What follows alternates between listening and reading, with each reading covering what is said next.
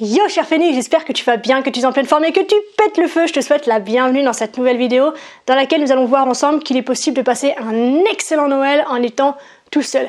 Mais avant toute chose et pour commencer, une fois de plus, laisse-moi t'exprimer toute ma gratitude pour ta présence tout au long de cette année, ta présence bienveillante, ta présence respectueuse, ta présence intelligente, que ce soit dans les commentaires, que ce soit au niveau des partages, que ce soit au niveau des likes, que ce soit au niveau de tes retours dans la lettre privée.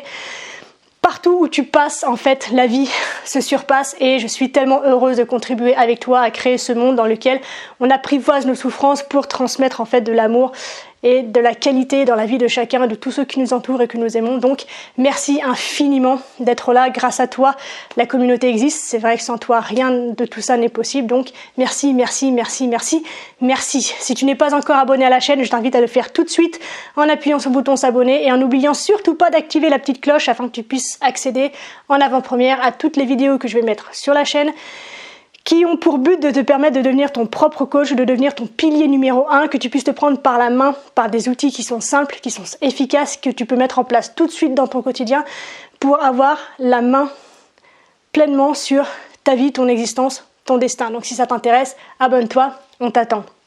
Place maintenant au feu de l'action.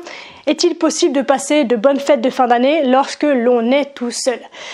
Ça fait maintenant plus de 2 mois que Noël colonise lentement, doucement, mais très sûrement notre quotidien. Ça commence en général par Ferrero Rocher à la télé, puis doucement dans les magasins, dans les pubs, sur le web, à la radio, puis dans les rues, etc., etc., où Noël prend de plus en plus de place, donc non seulement dans notre environnement extérieur, et du coup par toutes ces injonctions, dans notre environnement intérieur. On nous vend à longueur de journée des images de fêtes qui sont chaleureuses, qui sont dans une lumière un peu jaune, un peu chaude, un peu cheminée, où toutes les familles se réunissent, tout le monde a le sourire, tout le monde va bien, tout le monde s'aime, tout le monde se tombe dans les bras. Bref, c'est un c'est une grosse page de pub en fait. De la même manière qu'on nous vend la famille parfaite aux fêtes de Noël, c'est exactement la même manière qu'on nous vend un corps parfait dans les magazines. C'est un gros coup de pub qui nous envahit depuis plus de 2 mois et qui nous fait penser que si on est seul pour Noël, en fait, on est le grand perdant de cette fin d'année. Mais c'est faux.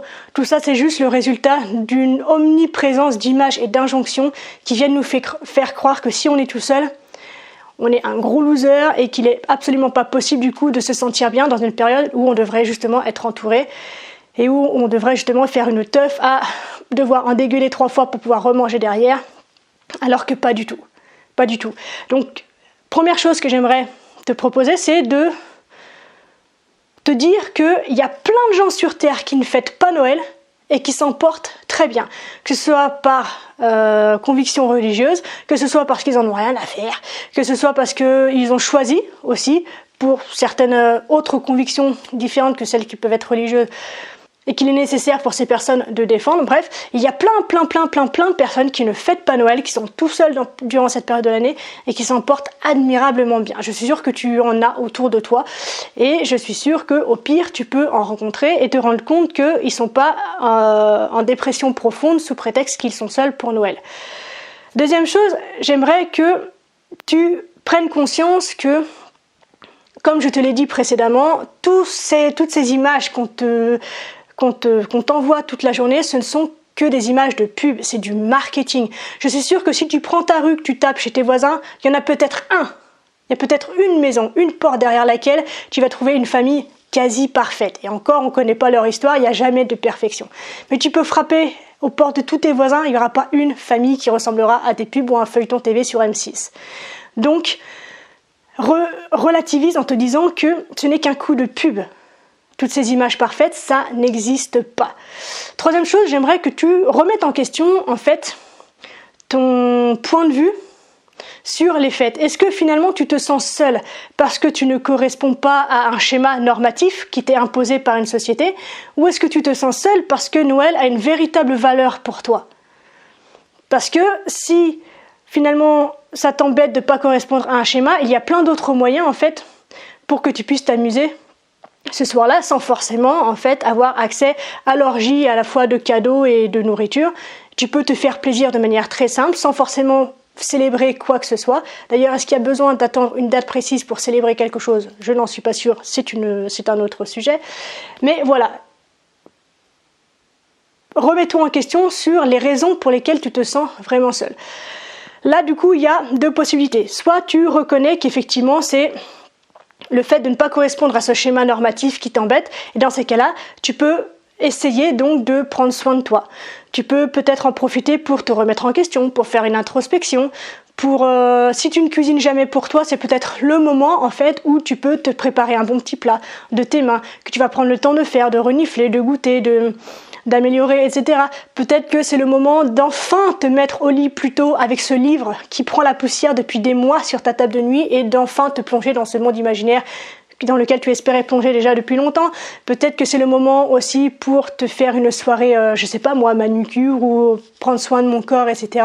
C'est peut-être le moment de faire quelque chose que tu avais envie de faire depuis très longtemps et que tu t'empêches de faire parce que le temps t'en empêche, ou le rythme effréné du quotidien t'en empêche. Donc c'est peut-être l'occasion, ce soir ou durant ces jours de fête, parce que je sais pas si tu es en vacances ou non, de simplement prendre soin de toi, de te retrouver, d'apprendre à t'aimer, d'avoir un autre regard sur toi, sur ton quotidien, peut-être remettre en question aussi ton quotidien de d'habitude.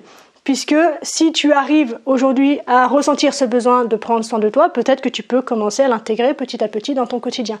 Bref, si la seule chose qui te dérange dans le fait d'être seul à Noël, c'est ce manquement en fait à ton devoir de correspondre à quelque chose, et ben dis-toi que c'est qu'un gros coup de pub, que ça ne signifie absolument rien et qu'il est très bon de passer Noël tout seul. Il n'y a aucune honte à ça. Tu peux choisir de voyager, tu peux choisir de faire tellement de choses pour toi tout seul, sans être enchaîné en fait par tous ces devoirs qu'on nous donne, ces devoirs commerciaux en fait, ces devoirs c'est tout du faux semblant et de l'hypocrisie parce qu'il faut payer le cadeau le plus cher pour être sûr de toucher l'héritage de mamie.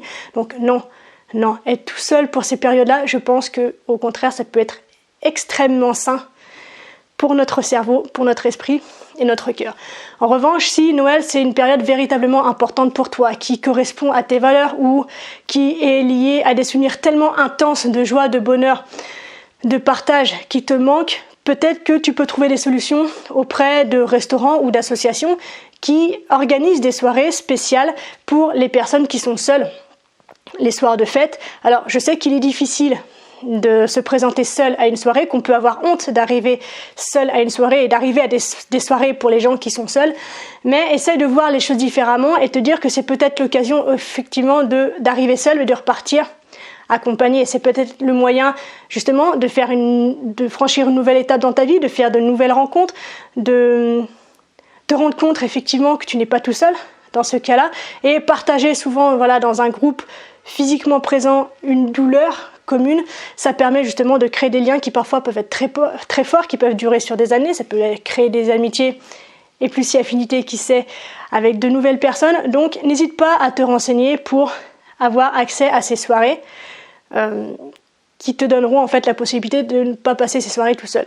Il y a une autre solution que tu peux essayer de mettre en place, c'est de te rapprocher d'associations, mais en tant que bénévole, pour que tu puisses te rendre compte que malgré ta solitude, peut-être qu'il y a d'autres choses sur lesquelles tu peux te concentrer pour pouvoir malgré tout être reconnaissant, d'être ne serait-ce peut-être qu'en vie ce soir, d'avoir un toit sous lequel rentrer une fois ta mission terminée. Donc il y a plein de possibilités en fait pour combler un peu ce vide que tu peux ressentir le soir de Noël ou le soir du 31 décembre si la solitude te pèse beaucoup trop. Dans tous les cas, ce qu'il faut que tu gardes en tête, c'est qu'il est très important que tu prennes soin de toi. C'est peut-être l'opportunité, vois-le comme une opportunité d'être enfin face à face avec toi-même pour pouvoir peut-être remettre certaines choses en place. Donc voilà, j'espère que cette vidéo t'a plu. Je te souhaite, quelles que soient les conditions dans lesquelles tu passes, de passer une excellente fête de Noël. Qu'elle soit remplie de joie, de magie, de bienveillance et d'amour, que tu sois seul ou accompagné.